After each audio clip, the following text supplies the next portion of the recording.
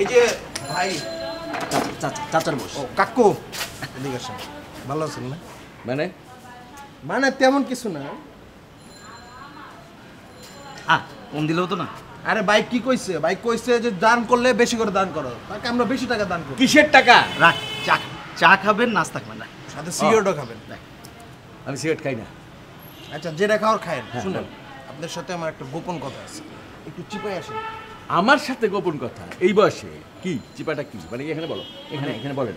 এই যে বিল্ডিং এ যে একটা সুন্দর করে মেয়ে আছে না, মানে তাসনবা আপা, তার কি কোনো বয়ফ্রেন্ড টয়ফ্রেন্ড আছে? বয়ফ্রেন্ড মানে?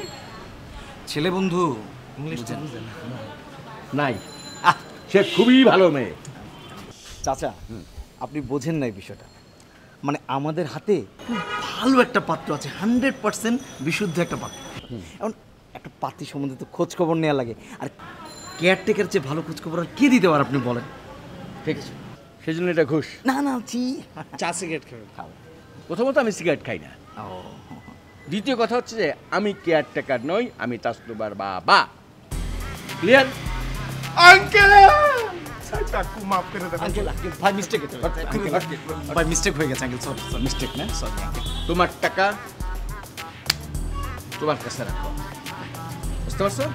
আমার মেয়ে খুব ভালো একটা মেয়ে, তার কোনো বয়ফ্রেন্ড নাই, তার কোনো প্রেম নাই। আমার মেয়ের বিয়ের জন্য নিয়মিত প্রপোজাল আসে, কারণ আমার মেয়ে দেখতে সুন্দর। আমি দেখতে সুন্দর না? জি আঙ্কেল, আপনি তো অবশ্যই সুন্দর, নুরানি চেহারা, দেখলেই মনে হয় গোলাপ জল ছিটাই দিই না? একদম। দেখো, আমার মেয়ে কোনো প্রেম কি ভালোবাসা নেই, মানে বয়ফ্রেন্ড নাই। তার বিয়ে ঠিক হয়ে গেছে, ছেলে বিদেশে থাকে, চলে এসছে, রিসেন্টলি বিয়ে হয়ে যাবে। তাই তোমরা তোমাদের ভালো পাত্রটি একটা ভালো দেখে মুখালা পাত্র দেখে ওর ভিতরে রেখে মুখটা বন্ধ করে দাও, যাতে করে হুট করে উড়ে পালিয়ে যেতে না পারে। বুঝতে পেরেছো? আঙ্কেল একটু ভেবে দেখলে হতো না? ভাবাভাবির কোনো অবকাশ নেই, যেহেতু বিয়ে ঠিক হয়ে গেছে। যাও।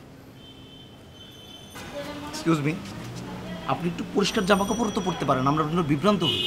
ও, তোমরা বিভ্রান্ত হয়েছে? আমার চেহারা দেখে কেয়ারটেকার মনে হয়েছে? যাও, আমি কি পড়বো না পড়বো তোমার কাছে জিজ্ঞেস করবো? কথা কোনো কাজ আমি কি পড়বো না পড়বো তোর কাছে জিজ্ঞেস করবো?